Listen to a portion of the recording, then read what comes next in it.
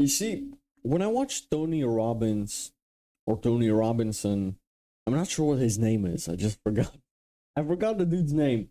Tony Robbins or Tony Robinson. I'm not sure what his name is. When he was on Theo Vaughn, he explained in a pretty good way how addictions work. And if you're struggling with an addiction, I'd highly suggest you watch that. I've struggled with a couple in my life too. The main one was video game addiction. I've had that since I was fucking 9, 10 years old, maybe. Maybe even slightly before that. Had an Xbox 360, I was playing on that one. Yeah, on a shitty ass computer, I played GTA San Andreas, then eventually GTA 4, GTA 5. Some Forza Horizon 4, some Forza Horizon 3 on Xbox 360, Forza Horizon 5. What else was I playing? It's all of the Call of Duties, all of Assassin's Creed. I believe I've played every single Assassin's Creed up until Valhalla, it was called, and up. I believe from then I stopped playing. So, okay, I stopped playing video games like a year ago. Like, fully. Like, even before that, I was like playing once, maybe like 5 hours a week, maybe. I play like maybe an hour at the end of the day. But I already like was trying to build a business, or I was already into copywriting. I was already like taking my life slightly more seriously. So at that point, I really realized that I need to limit it more and more until I stop playing completely. Now, the main problem that you have is that it's like you want to stop playing video games. I'm going to use this example, but this works to every single addiction. But I'm going to give you the example. Whatever addiction actually you have, you were used to this addiction for a long time, let's say. So let's take video games per se, for me at least. I was used to video games for God knows how long. Let's call it 7 years, okay? I can't just expect to stop playing video games just like this. Just like this, I can't fucking do it with my left hand, I don't know why. Anyways, you can't stop playing video games just overnight. Because your brain has gotten used to that source of dopamine, right? You're so used to it to the point where it's weird if you don't do it. So now you have to make your brain feel okay with not playing those video games. So it will take time. It will take progress and playing them less and less and less. And that's okay. So what I would suggest is you find something else and you gamify it. Because your brain is used to that game terminology like XP points, etc. I'd go to the gym and I'd use video game analogies like, yeah, man, every single rep is another XP point. I need to level up, and 80 kg is level 80, on the bench press, for example, So this is kind of like what worked for me. Like I know I could have gone to the gym anyways, but after a while, this is what helped me like stop playing video games, like at all, like completely, like cutting them off completely. And when I did that, it just literally like another part of my brain opened. Instead of being awake until 3 a.m. in the morning, I started waking up at 3 a.m. and going to sleep at 8 p.m. And in that time, I was just so much more productive. I did so much more. I made more money, and I was just doing so many better things, to be honest. So, yeah, man, stopping playing video games is probably like one of the best things you can do for yourself. But if you're wondering what am I eating, it's these cashew nuts. Now, cashew nuts are so good for bulking because these have almost no carbs in them, have a lot of fats, and they have a lot of calories, like fucking 400 calories per 100 grams or something like that, It's like a lot, man. So they're just the perfect snack. They don't give you brain fog, so I can eat them whilst I'm working. So that's absolutely fine. So this is why I love the cashew nuts. But anyways, back to the topic, man.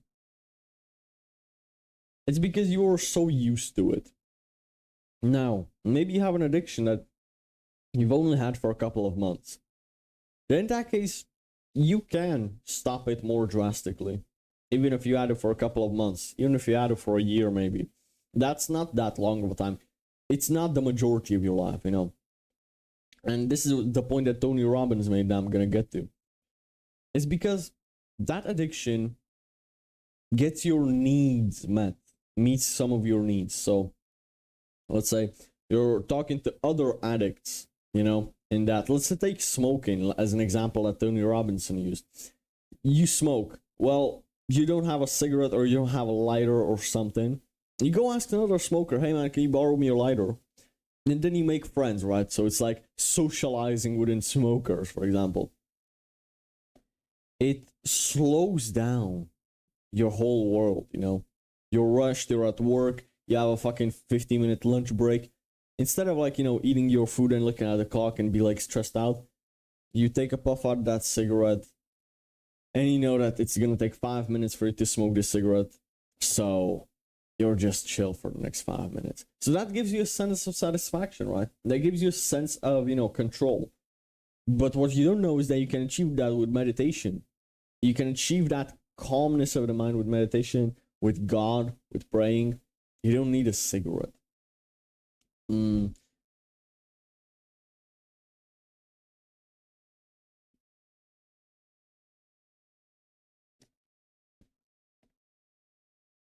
You see, if an addiction meets your needs, especially the worst one is pussy.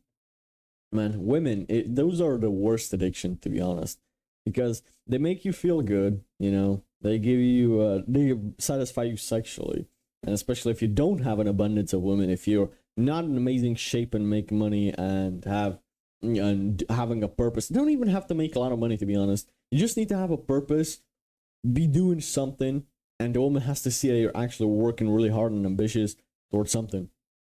And that's usually even a lot enough for a lot of women, you know. Now obviously you should be striving to make more and more money all the time, but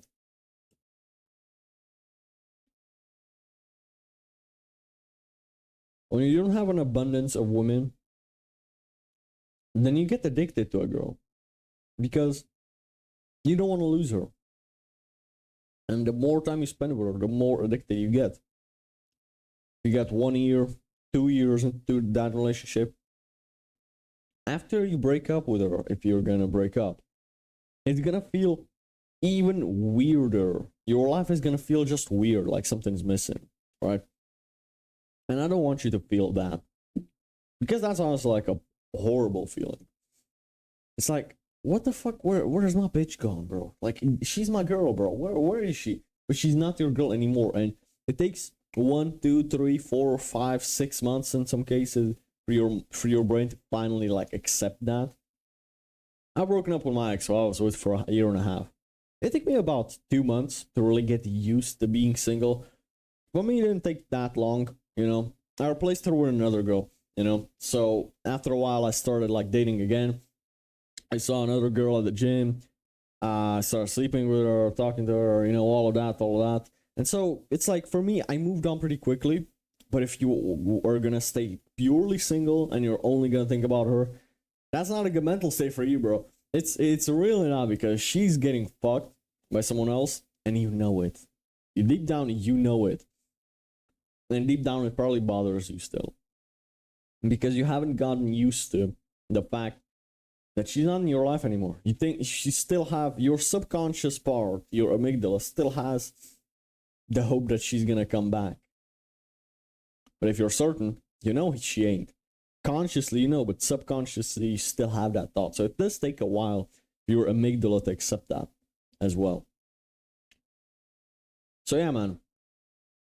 Addictions are a nasty thing. And what I would say about it is just, you know what, man? Pull through it. You know, get used to something else. The reason why the fatties, right? The fatties at the gym, they can't really stick to it for that long is because all their life they've been used to no exercise and eating healthy. then they have to fucking start eating cashew nuts instead of Snickers bars, and eggs instead of a pizza and McDonald's, and steak, and it's like it's a very big change of lifestyle if the majority of their life they've been eating unhealthy. So that's why you have to add some healthy foods, add more, and over time you're gonna have less less space for unhealthy food. Eventually, the unhealthy food is gonna be weird. It's not gonna taste as good, bro. I can't eat a pizza. For me, it's just weird. I just get these intrusive, anxious thoughts. I can't even enjoy it. So it's like, for me, it's weird. It's easy now. I'm addicted to eggs. I'm addicted to healthy food, and that's a good addiction. So yeah, man, there are good addictions, but maybe we'll speak about that some next time. Anyways, hope you enjoyed. Hope this video was useful to you. I'll catch you on the next one. Bro, by the way, eat your cashew nuts, please. They are very healthy for you.